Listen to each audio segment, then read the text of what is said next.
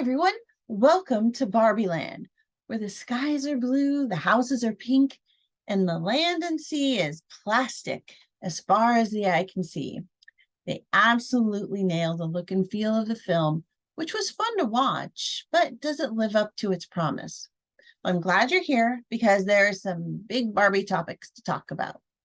And while you're here, please do remember to subscribe for more videos and to give me a thumbs up if you like the review. Thanks so much. Everything is perfect in Barbie Land until it's not. That's when stereotypical Barbie, played by Margot Robbie, and Beach Ken, played by Ryan Gosling, venture out into the real world to help the girl who is altering stereotypical Barbie's existence by making her think and experience things that are outside the box, and that has got to stop. In addition to Robbie and Gosling, the cast is exceptional. I love that Kingsley Ben-Adir plays one of the Kens. You can also find him in Marvel's Secret Invasion and in the upcoming Bob Marley biopic. Other notable cast members are Kate McKinnon, America Ferrera, Simu Liu, Will Ferrell, Rhea Perlman, who was a surprise I did not expect, and the marvelous voice of Helen Mirren. What I love about this film is how it addresses the nature of one's identity and how we get kind of boxed in by the definition of ourselves that others assign to us. In Barbie's case, her identity is wildly one-sided, or really one-dimensional, since it is literally printed on her box. That is a bold philosophical statement, and the film has fun exploring how our identities are formed and maintained. Well, this doll, she's outside the box, and Mattel's CEO, played by Will Ferrell, is desperate to get her back where she belongs because her changing identity is impacting the real world as well as Barbie Land. I can't get into those changes without spoilers, but the result is that Barbie must save more than just herself. And I gotta say, she looks good doing it, even when she's a disheveled pile of tears.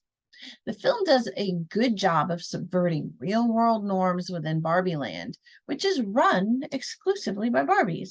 They are smart and talented, idealized versions of women, from a president to a Nobel laureate, a delivery driver, and really anything else a woman wants to be.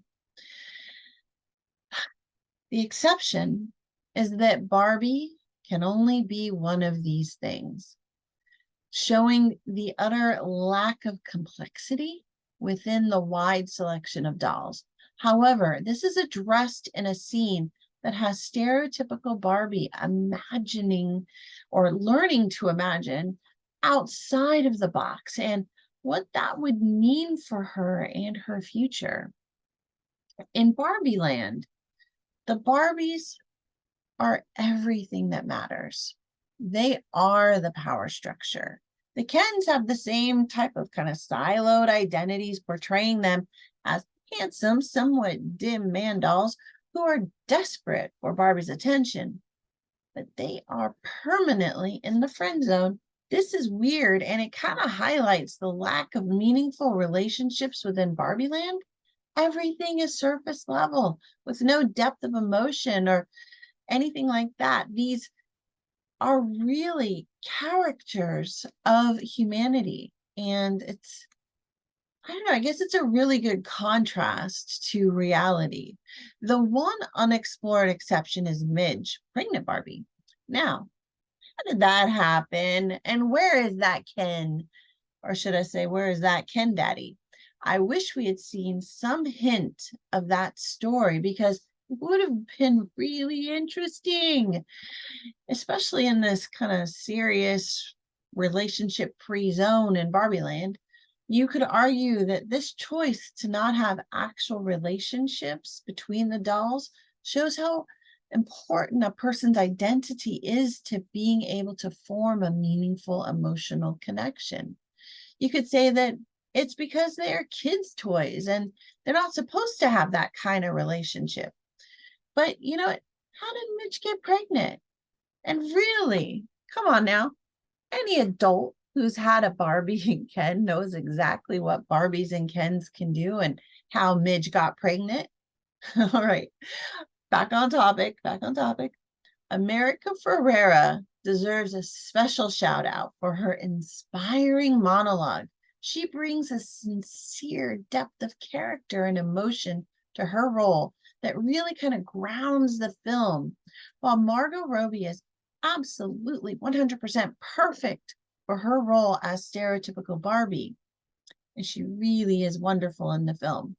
It is America Ferrera who makes the film work by bringing the painful honesty of life as an overworked, overlooked woman who is dismissed by her child, who is caught in the rut of ordinary life, and who just kind of longs for the spark to ignite the change that she so desperately desires.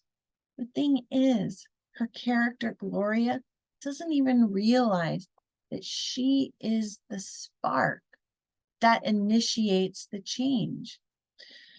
For me, that's kind of the takeaway from the film. Be the spark for the change that you seek, and the rest will follow. While there's a lot of good in the film, the treatment of the Kens is a bit disturbing or maybe extremely bold.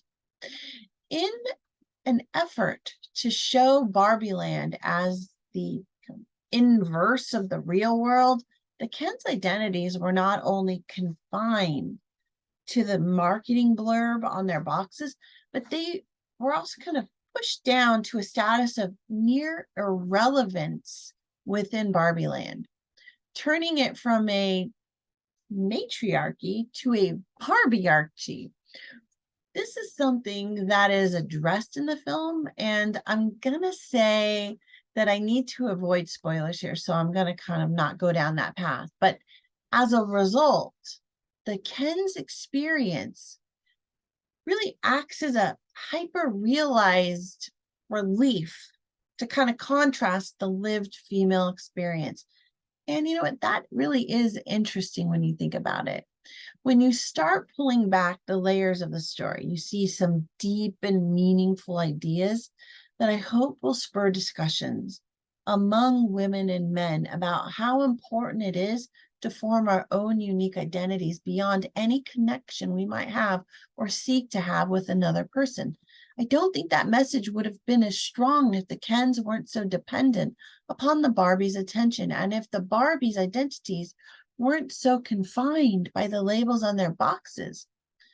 Well, I must have really liked this movie. There's so much to talk about, and I have only covered the bare minimum. It's a good summer film. Adults will enjoy it and all of the hidden jokes.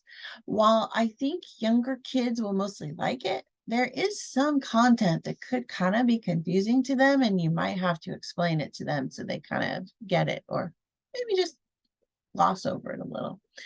After you see the film, be sure to come back here and let me know what you thought, because I would love to know.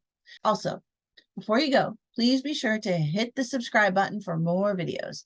Thanks so much, everybody. I'll see you soon. Bye.